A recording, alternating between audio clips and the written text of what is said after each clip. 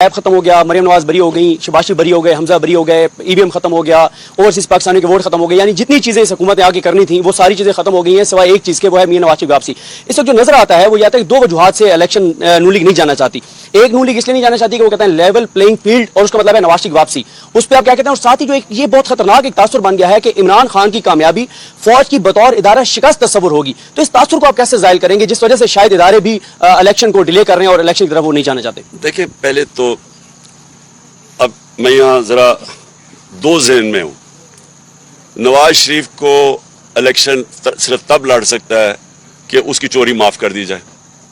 अब जब आपने उसकी चोरी माफ़ कर दी, क्योंकि चोरी तो सामने है, 4 बड़े बड़े लंदन के फ्लैट हैं इसके, अरबों रुपए के, बता नहीं सकता पैसा किधर से है, बेटी के नाम पे फ्लैट लिए हुए हैं। इससे बड़ा क्या, यानी इस सबूत क्या चाहिए आपको? वो तस्लीम कर रहा है कि हाँ ये हमारे फ्लैट है, और वो तस्लीम भी तब किया जब पैनामा के अंदर इंकशाफ हुआ।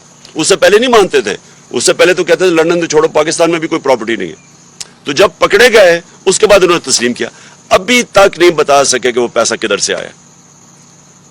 अब आप उस आदमी को चलें, एक मुजरिम को आप कहते हैं कि इलेक्शन लड़ने दो।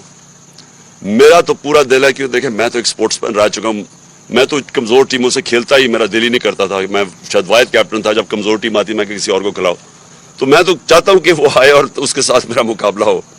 लेकिन साथ साथ ये सोच लें कि फिर हमने मुजरिमों को, यानी जुर्म में कोई बुरी चीज ही नहीं है, कोई भी आके इलेक्शन लड़े। वैसे जो एनआरओ मिल गया, अब मुझे लगता है वो वैसे बरी हो जाएगा, तो चलो अच्छा आए मुकाबला करे। लेकिन वो इतना डरपोक आदमी है, वो तब तक नहीं मैच खेलता था जब तक उसका अपना अंपायर खड़ा ना हो।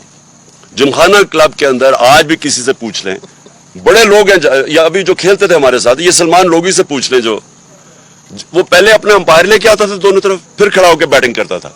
बल्कि वो 1-2 सहाफियों ने भी ये इसके ऊपर लिखा हुआ है। तो वो कभी खेल ही नहीं सकता मैच सही तरह न्यूट्रल अंपायर से।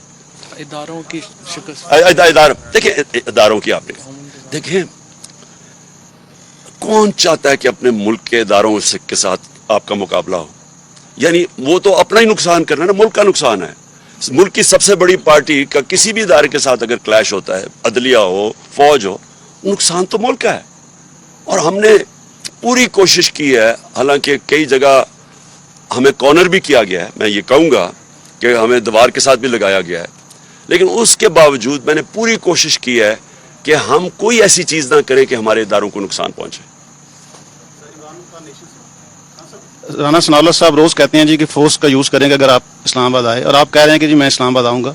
तो अगर लॉ एंड ऑर्डर की सिचुएशन पैदा हुई और यहाँ पे चीज़ें पॉइंट ऑफ नो रिटर्न पे गई और किसी थर्ड फोर्स को इंटरवेन करना पड़ा, तो उसका जिम्मेदार कौन होगा?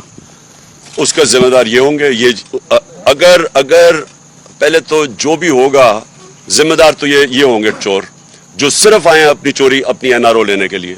इनका तो और कोई मकसद अगर है तो मुझे बता दें।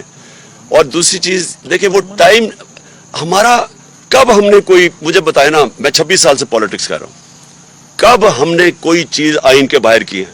मैं अब सारे लोगों से हल्फ लेता हूं हर जगह कि उन्होंने पूरी तरह हमारे साथ खड़े होना है आजादी, हकीकी आजादी के लिए। लेकिन साथ कहता हूं कि आइन के दायरे के अंदर रहेंगे, आइन की पासदारी करेंगे, क्योंकि मैं डेमोक्रेट हूं। ये वो लोग हैं, 3 दफा इन्होंने लॉन्ग मार्चेस की, फजल रहमान आए, ये सारे कंटेनर पर इकट्ठे खड़े थे। क्या हमने कोई तशद्दुद किया? कोई हमने टीयर गैसिंग की? कोई हमने इनके अगेंस्ट FIR काटी? तो ये जो एक मुजरिम, क्योंकि ये तो है ही एक कातिल आदमी, इसका आपको पता है कि ये आबिद शेर अली का बाप कहता था इसने 18 कत्ल किया है, कोई कहते हैं 18, 25 या 24 किया, जो भी है। ये आदमी को, और इसकी अकल में, इसको तो पता ही नहीं है जमहूरियत क्या है, इसने तो ये स्टूपिड बातें करनी है ना।